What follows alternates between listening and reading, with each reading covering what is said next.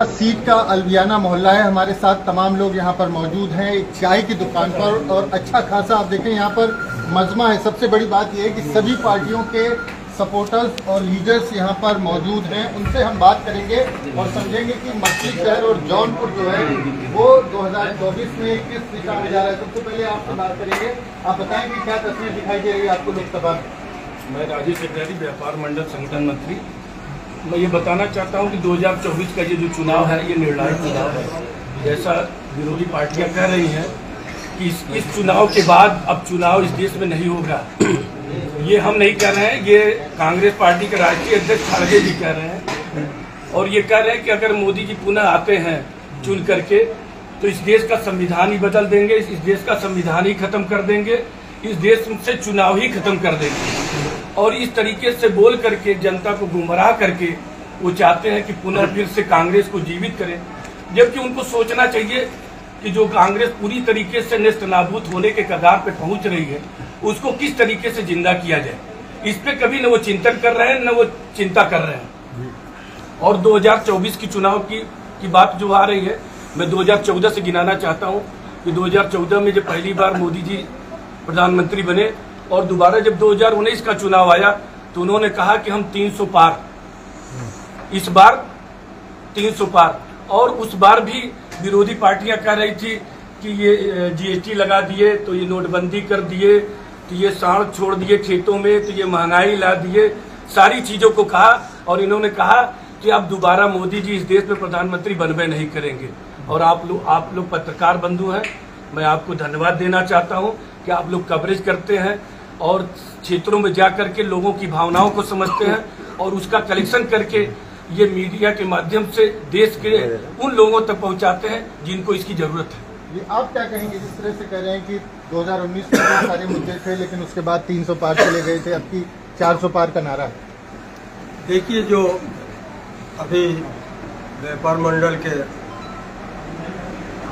भाई ने हमारे जो कहा 2014 में भी जनता को गुमराह किया कि कांग्रेस भ्रष्टाचार कर रही है, उसके खिलाफ जो है अन्ना हजारे का पूरा ग्रुप बैठा हुआ था और आरएसएस भी उसमें लगा हुआ था किसी तरह से मोदी जी को लाया। अडानी जी के रथ पे चढ़ करके मोदी जी 2014 में आए। 2019 में भी ये जाने वाले थे, मगर इन्होंने जो पुलवामा वाला घटना करवाया जिसमें 40 जवानों को शहीद करवाया इन्होंने, और शहीद करा करके उन जवानों के नाम पर इन्होंने वोट मांगा। बड़ी बात बिना किसी आधार के कैसे कह रहे हैं? मैं बता रहा हूँ, उन जवानों के नाम पर इन्होंने वोट मांगा। और महाराष्ट्र में की जनसभा में इन्होंने कहा कि जो भी नौजवान लड़के हैं जो पहली बार वोट देने जा रहे हैं, उन जो नौजवान शहीद हुए हैं उनके नाम पर वोट भाजपा को दें। ठीक है।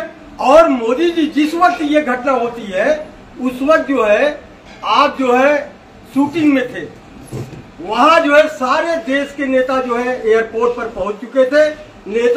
मोदी जी जो है 2 घंटे लेट पहुंचे और उसके बाद पहुंचने के बाद जो इमोशनल कार्ड ये खेलते हैं हमेशा, अब वो जनता जान गई है। फिर भी आई 2019 में और इस बार 2024 में आपको क्या तस्वीर दिखी? 2024 में इनका सफाया होने जा रहा है।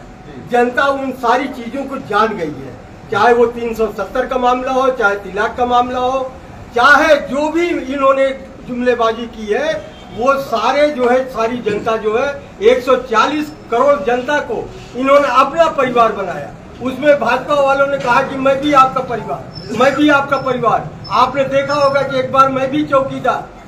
ये आपको प्रधानमंत्री लोगों ने बनाया है कि चौकीदार और प्रधान सेवक और क्या क्या। ये मोदी जी जो जुमलेबाजी करते हैं, अब इन जुमलेबाजी से जनता जो है बिल्कुल ऊब चुकी है। मैं आपको बताना ये चाहता हूं कि कांग्रेस का जो मैनिफेस्टो आया हुआ है, इंडिया गठबंधन की सरकार अगर बनेगी तो सबसे पहला काम जो है महिलाओं के लिए वो करने जा रही है इंडिया गठबंधन कि 1 जुलाई को 4 जून को सरकार गठित हो जाएगी इंशाअल्लाह। तो आप जान लीजिएगा कि 1 जुलाई को 1 लाख रुपए जो है करोड़ों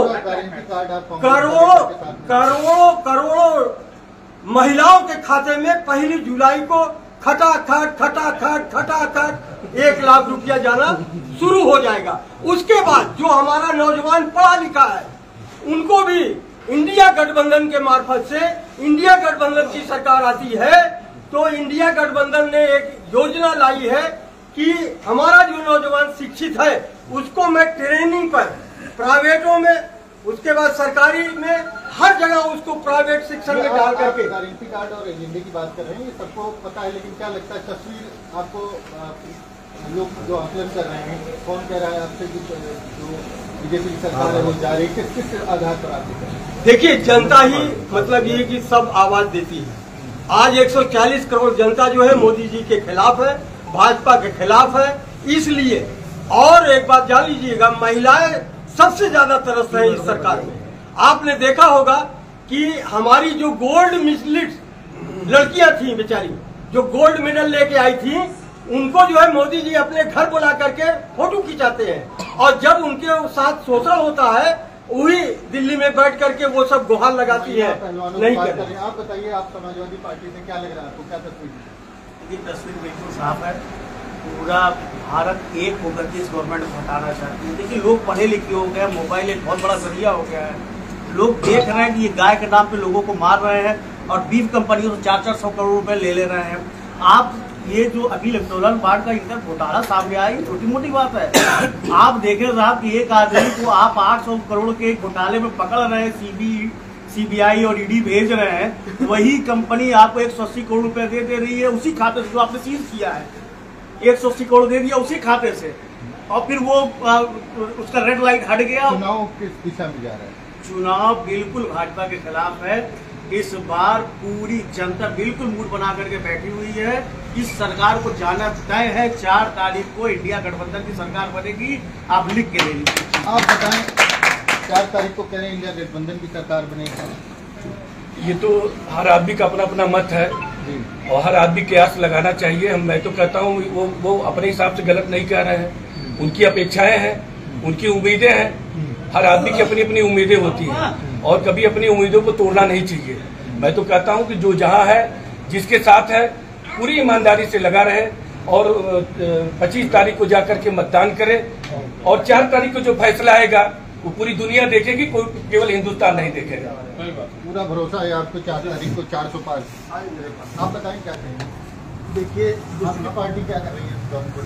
बहुजन समाज पार्टी पूरे दम पे चुनाव लड़ रही है और पूरे प्रदेश में अच्छी खासी सीट लाएगी। जौनपुर में हम लोग दोनों सीट जीतेंगे और जीतने के बाद हम लोग हिंदुस्तान के राजनीति में किंग मेकर उतर के प्रधानमंत्री भेजने बनाएंगे। जी, किंग मेकर बनेंगे। आप बताएं कि 400 पार का जो दावा किया गया उसमें कितनी हकीकत आप बताएं? देखिए, 400 पार का दावा जो है ये बिल्कुल खोखला दावा है। भारतीय जनता पार्टी का 400 पार का 400 पार जब चरम पर भारतीय जनता पार्टी थी 2014 में चरम पर थी, तो 400 पार नहीं है। आज तो गिरावट उसकी है।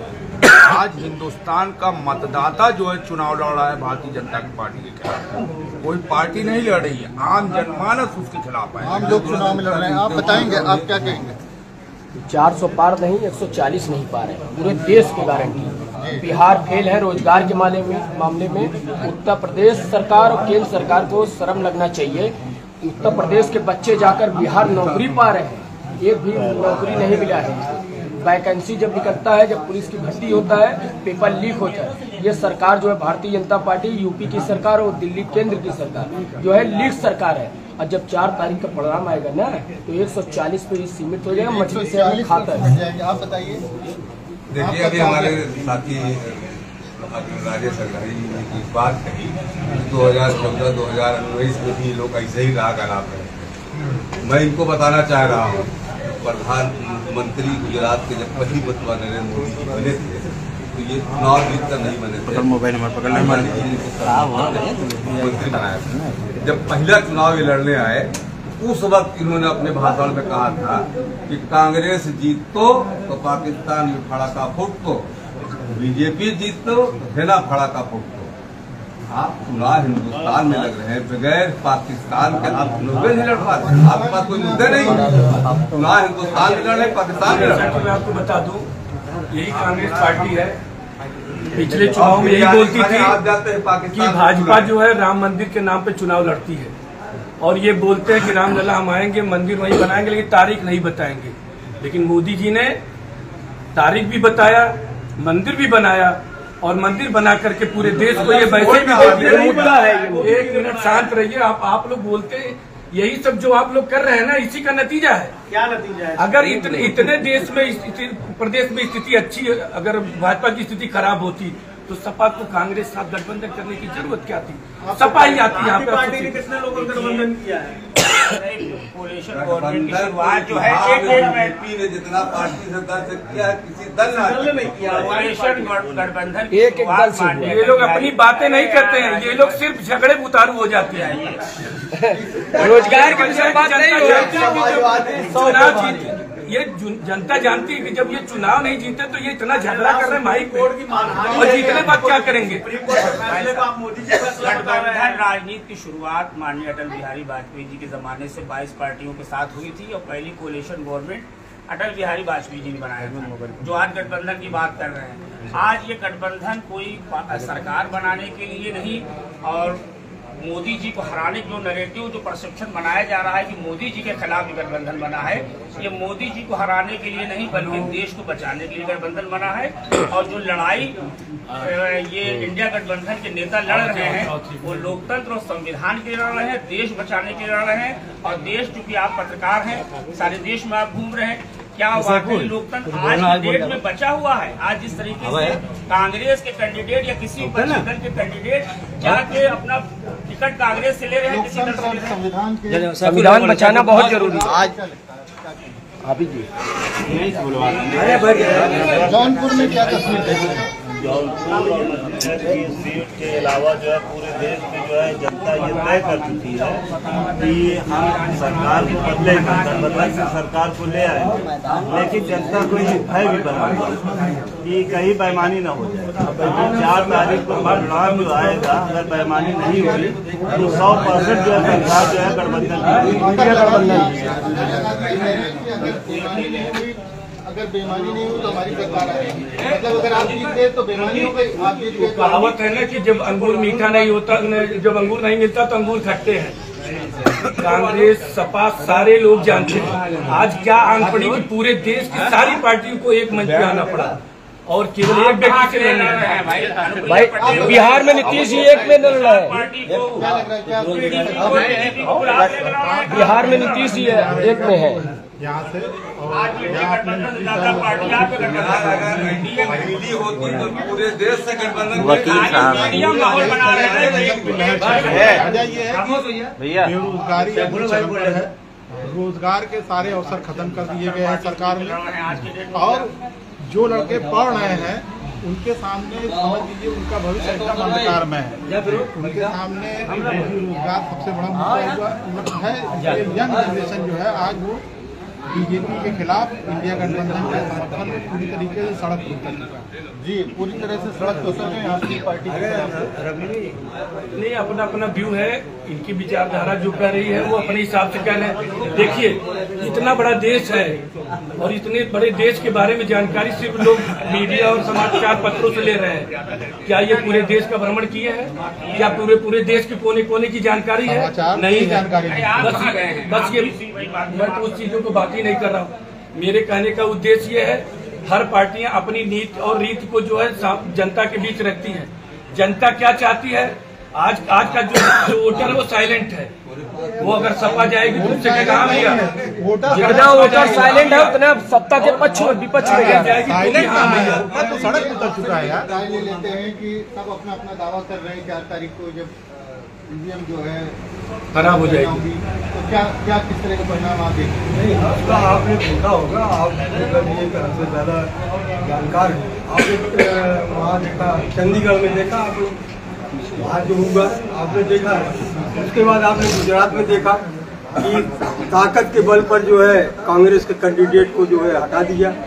इन सारी चीजों को देखते हुए जनता एक बात पर भ्रमित है, आज भी है, मगर हमारे नेता जो है बहुत ही सक्रिय है और बहुत ही आप या तो कहें कि हमारी सरकार बन रही है या तो कहें कि फिर गड़बड़ी हो रही है, दोनों में से एक ही बात। नहीं, मैं गड़बड़ी की बात नहीं कर रहा हूँ। अगर किसी ने कहा है मैं उन्होंने तथ्य नहीं रखा ना। चंडीगढ़ की बात करते वो, गुजरात की बात करते वो, और जिस तरह से मनोहर अभी आपने देखा है कि 5 साल में कितने सांसद कितने विधायक सब तोड़े गए। जो भ्रष्टाचार है उनको जो है मोदी जी दावत देते हैं और कहते हैं आप मेरी पार्टी में हो। अजीत पवार का मिसाल आप देख लीजिए, महाराष्ट्र में वो आए और उसके बाद जो है उनको मुख्यमंत्री बना दिया गया। तो इन सब चीजों से जनता जो है भयभीत है, इसमें दो राय नहीं है। मगर सबसे बड़ी ताकत जो है वो ऊपर बैठी हुई है। हर जुल्म का अंत जो है होता है वो वहीं से होता है। और मैं एक बात और बताना चाहता हूँ कि आपने कहा अभी, जैसे कि हमारे भाई ने कहा कि महंगाई की बात, हमारे आदरणीय राहुल गांधी जो है 8000 किलोमीटर चल करके लाखों जनता नहीं करोड़ों जनता से मिल करके उनके दुख दर्द को समझा। ये दुख दर्द बांटा है। तो तमाम पार्टी के लोग हैं, सबका अपना दावा है, सबका कहना है कि जब 4 तारीख को परिणाम सामने आएंगे तो जो उनकी पार्टी है उसकी सरकार बनेगी। जो महागठबंधन कांग्रेस सपा से जुड़े लोग हैं उनका कहना है कि इस बार परिवर्तन होने जा रहा है। दूसरी तरफ जो बीजेपी के समर्थक हैं उनका कहना है कि एक बार फिर से तीसरी बार केंद्र में मोदी सरकार बनने जा रही है। मछली शहर से वीडियो जर्नलिस्ट विजेंद्र के साथ मानवेंद्र प्रताप सिंह, न्यूज स्टेट, उत्तर प्रदेश। बहुत बहुत धन्यवाद भाई साहब।